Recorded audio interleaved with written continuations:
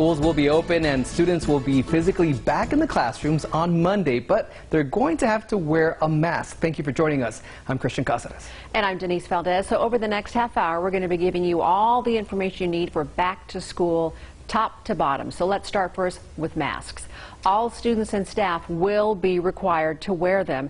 Now, there are 310,000 students enrolled so far this year, and 95% of them have opted for in-class learning.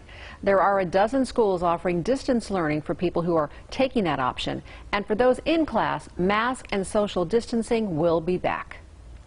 It applies to all students, as stated in the memo. As far as with the students with special needs, I know that there are going to be some exemptions made. The American Academy of Pediatrics has said research consistently shows opening schools in person doesn't necessarily increase COVID transmission when masks and other protocols are followed. The school district says if a student does have to stay home, they'll make sure they can still do classes from there. Well, Denise, the number of students who need free or reduced lunches and breakfast is the highest it's ever been.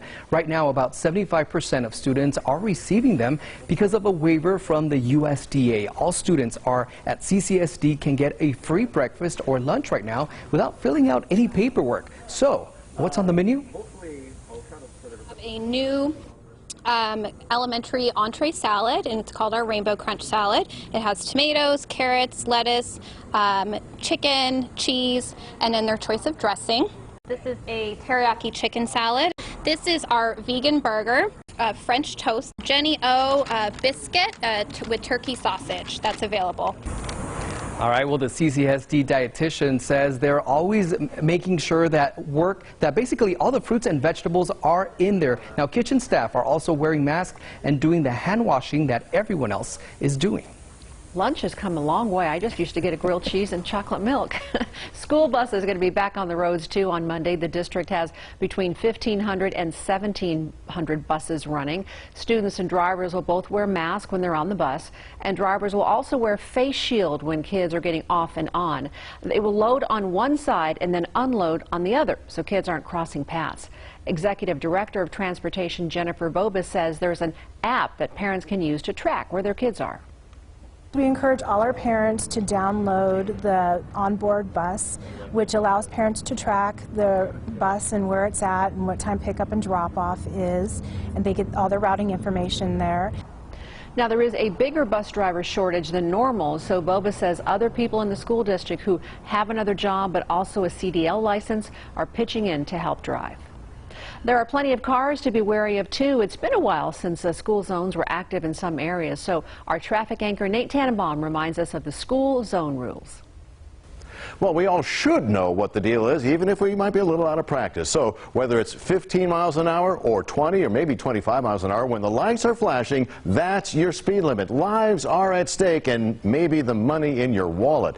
Also, there are some other frequently broken rules around school campuses. Here's one. You're not supposed to flip U-turns around school zones. You're also not supposed to pass other vehicles in school zones. By the way, school zones are active when there are three things going on. Either when children are present, when those flashing lights are on, and it also includes 30 minutes either before or after school. Back to you.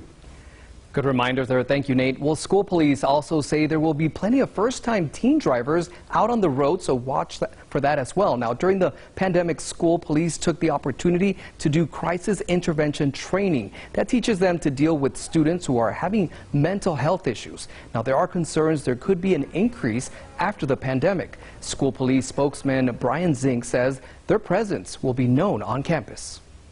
Our plan is to have at least 2 officers on every single high school campus, and then everyone else will be supported by our patrol officers. They'll be out patrolling the elementaries and the middle schools.